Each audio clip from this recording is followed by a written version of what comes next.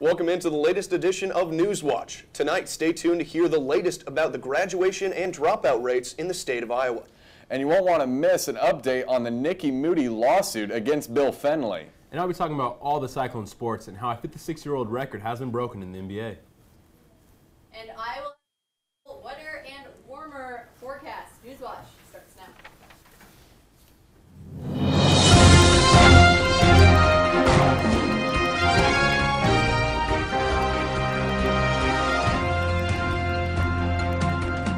Thanks for watching and have a good rest of your night and week. Stay classy, Cyclones.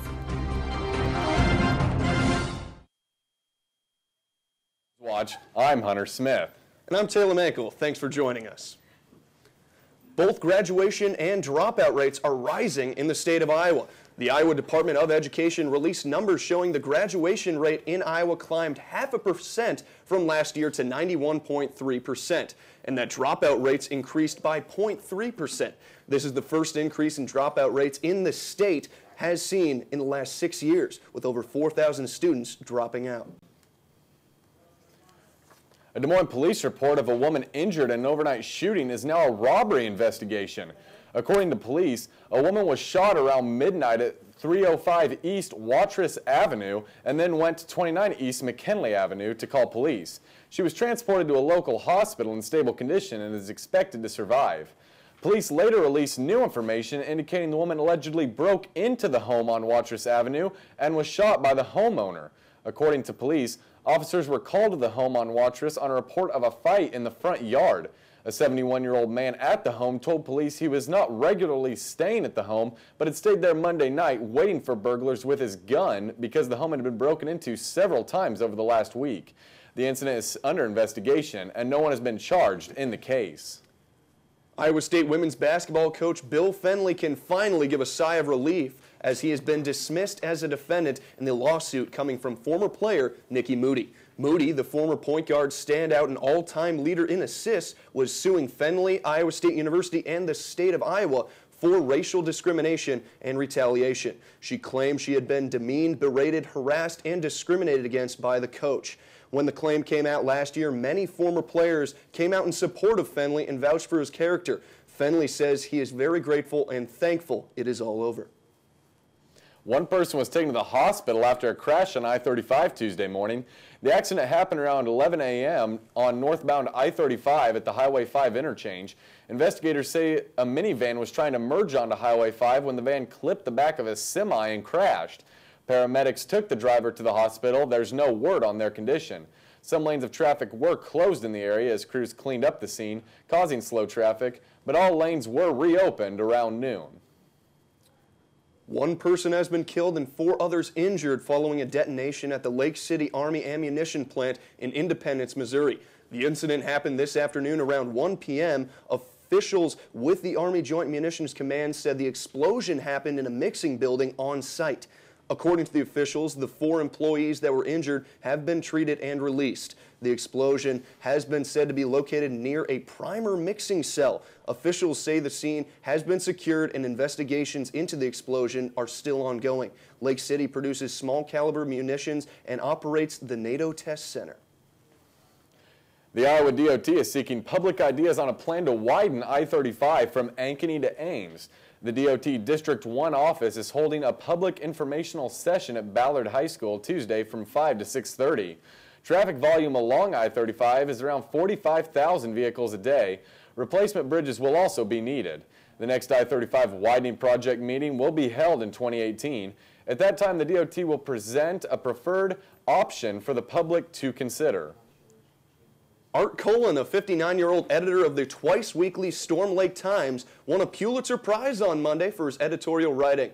Cullen won the Pulitzer for a series of 10 editorials on the lawsuit filed by the Des Moines Water Works against drainage districts in Buena Vista, Calhoun, and Sac counties in northwest Iowa. The lawsuit accused the districts of funneling high levels of nitrate into the Raccoon River. The editorials covered a fund organized by the Agribusiness Association of Iowa, which was being used for the 3 counties' legal defense. Donors' names were being kept a secret. Texting and driving could get you pulled over. Lawmakers passed a bill Monday making texting behind the wheel a primary offense. The bill passed through the Iowa House with overwhelming support and is now headed to Governor Branstad. The bill allows law enforcement to pull drivers over for texting while driving, but talking on the phone and using the GPS are still allowed.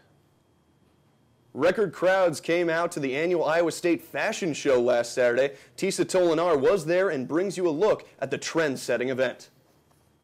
You've probably heard of Iowa State's annual fashion show, but a group of student designers put together something a bit different from that. Destination Curves is a fashion show that took place Friday afternoon for designs that weren't accepted into the regular fashion show. The regular fashion show classified models as plus-sized at size 12 and only up to size 14. Jojo Montillo of Curves with Confidence and other designers wanted to be able to showcase designs size 16 and up. People don't think that we wear clothes. Like, yeah, we do wear clothes and we need trendy clothes. She decided to take the initiative to create her own fashion show with other designers whose designs were too big or too risque for the fashion show. They want to change the rules of the runway. Instead of like shutting them down and said, I cannot change the rules, help them to showcase what they wanted to do. Destination Curves is organized start to finish in just 4 weeks. The models were plus-size girls Montillo found on campus and asked to model the designs. The plus-size fashion industry averages $18 billion annually, and the fashion show just didn't have the models for these designers. There were some, but not as many as were expected. So, or needed, yeah, for that matter. So this was kind of a response to that. Destination Curves served to spark positive dialogue, helping women feel loved and confident in their own skin. Yes, girl, work it. I see you. Which is what model Deanna Casas took away from it. I was very nervous at first, but then like going around and just hearing people shout like yes, you got it, go girl, like you do you, and like that's such a positive thing that I feel like everyone needs to hear. You know, not even if you're plus size or not, that you need to feel like you're loved, and that you're wanted, and that you're accepted, and that you should be visible within society. Reception was overwhelmingly positive for everyone involved, who hope to see more opportunities for plus-size models and fashion designers in the future. For ISU TV, with Lindsay Greifsue, I'm Tisa Tolinar.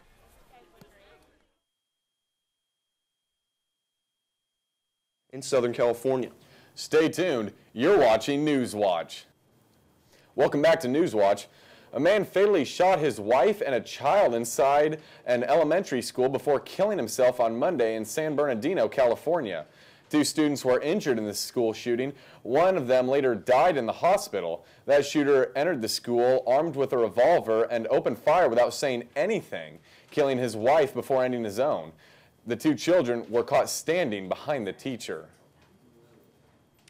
United is facing a whole lot of turbulence after an overbooking incident yesterday. The airline had overbooked a flight from Chicago O'Hare to Louisville and needed to bump 4 passengers from their seats in order to accommodate some of the United employees.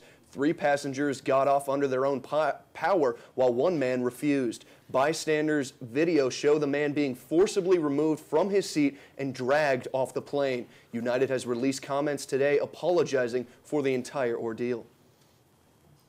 Attorney General Jeff Sessions called Tuesday for a new focus on immigration enforcement during his first visit as the nation's top law enforcement officer to the U.S.-Mexico border, vowing to confront the gangs and cartels plaguing the region and declaring this is a new era, this is the Trump era. Sessions met with law enforcement members of the military and border agents in Arizona, urging their confidence in the administration as they push to implement policies boosting agents working to secure the southern border. Sessions' visit comes amid new questions over the future of Trump's promised border wall. In his memo, Sessions added that U.S. attorneys should make the prosecution of assault on federal law enforcement officers a top priority.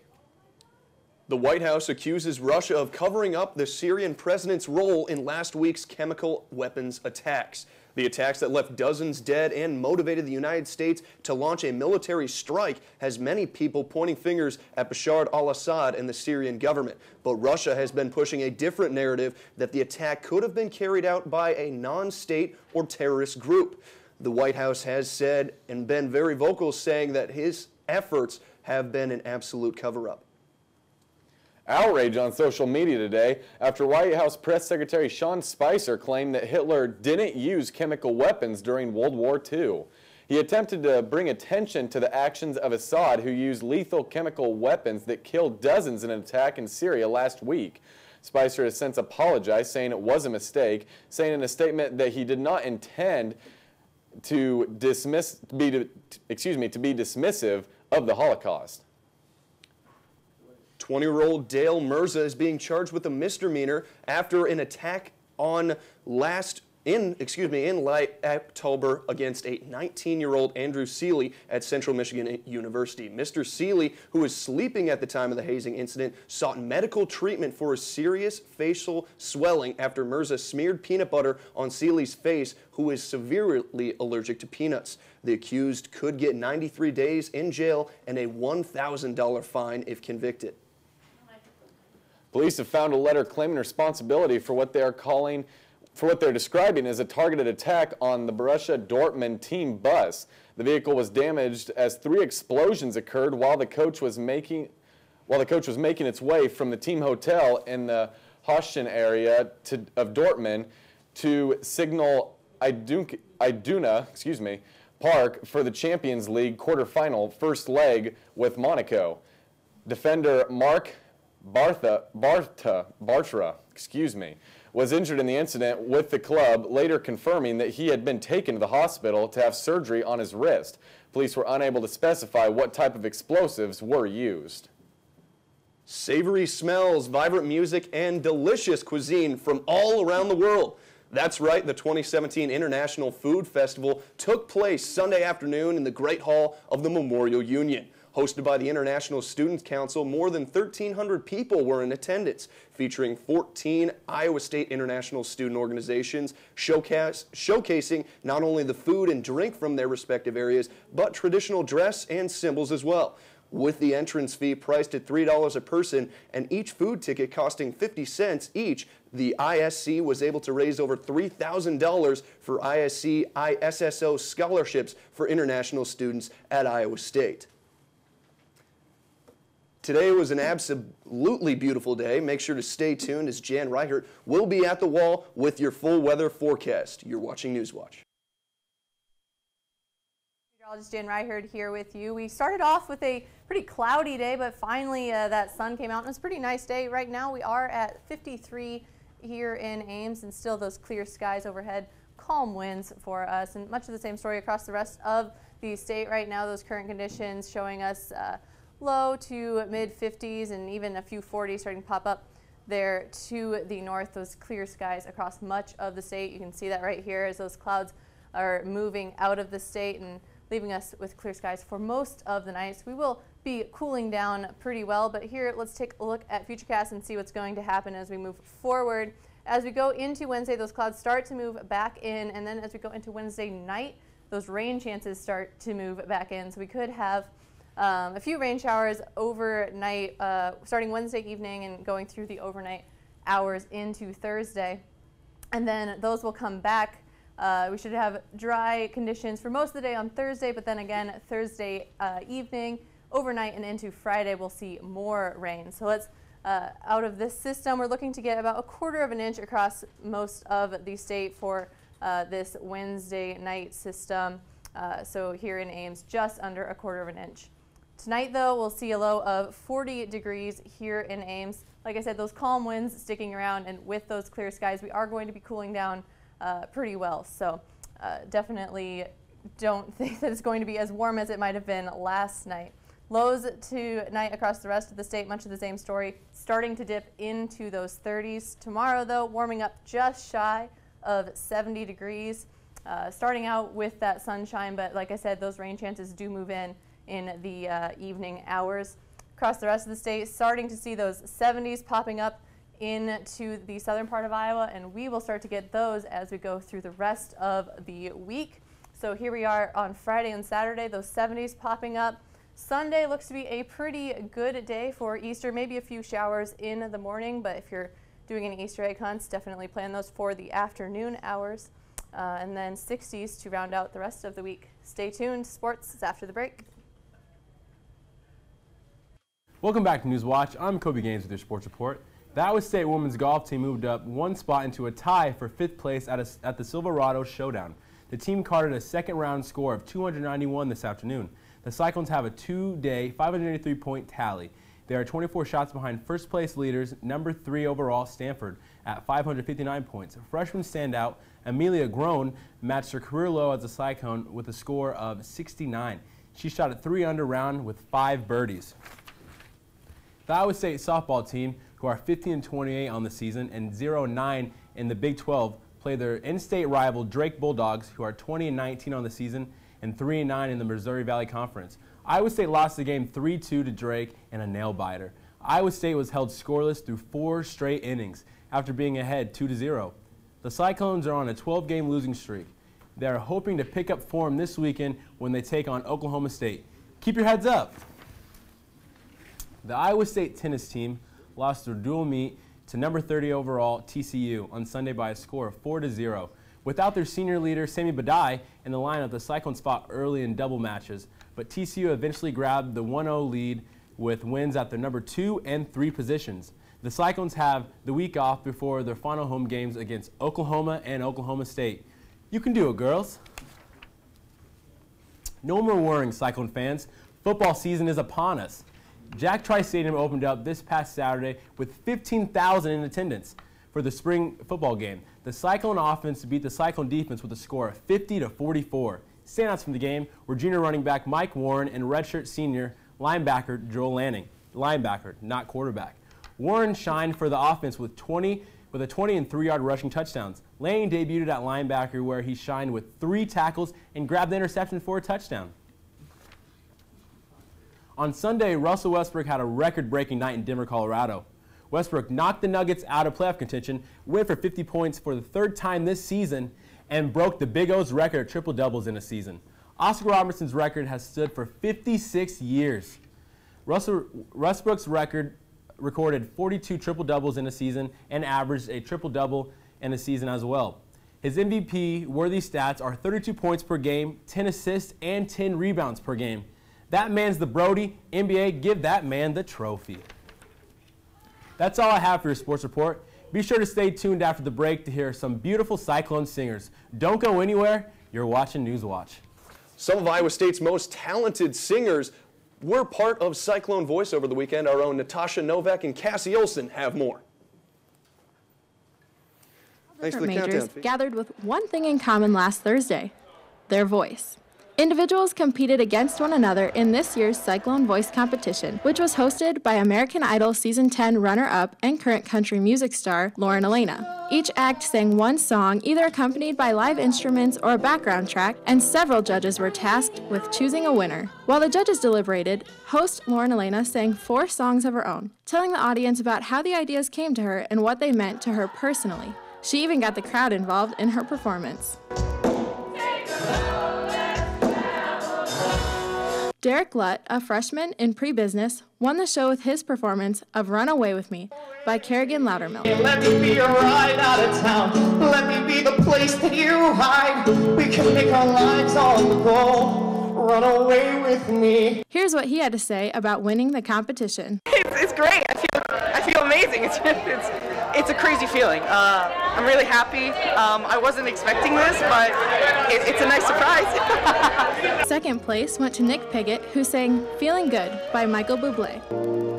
And I'm feeling good.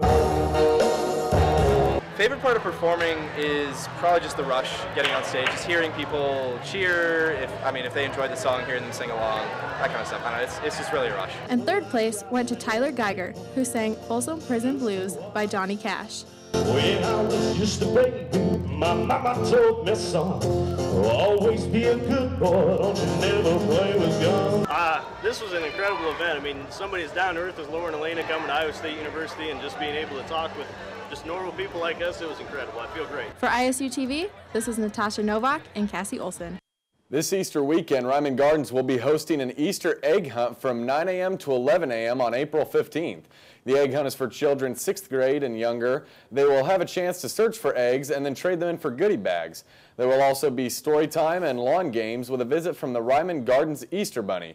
Admission for the event is free, and there is also an optional food drive collecting non-perishables to benefit Food at First.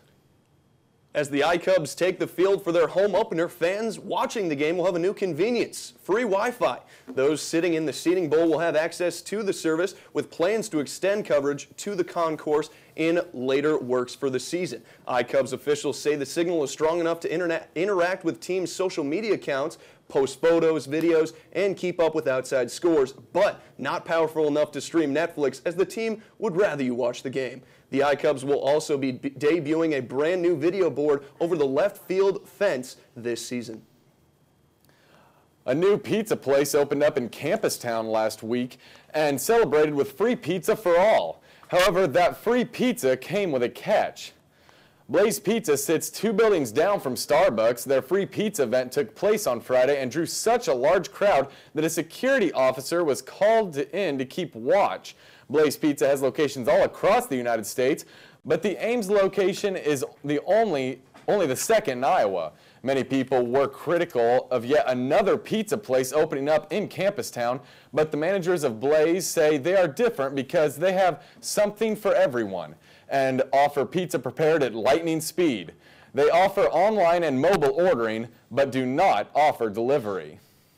Yeah, and have you guys been able to test out the Blaze Pizza yet? It's not too bad. Not too bad? You like it? You like it? What do you think, Hunter? Brought some cold pizza in. I thought it was pretty good. Yeah, so. we had a little cold pizza earlier today. It's good stuff. Thanks to our new GM, Brianna Campbell. So, you know, it's all good. It's all good. When I get free pizza, I'm a happy camper. And of course, that is all we have for this edition of Newswatch.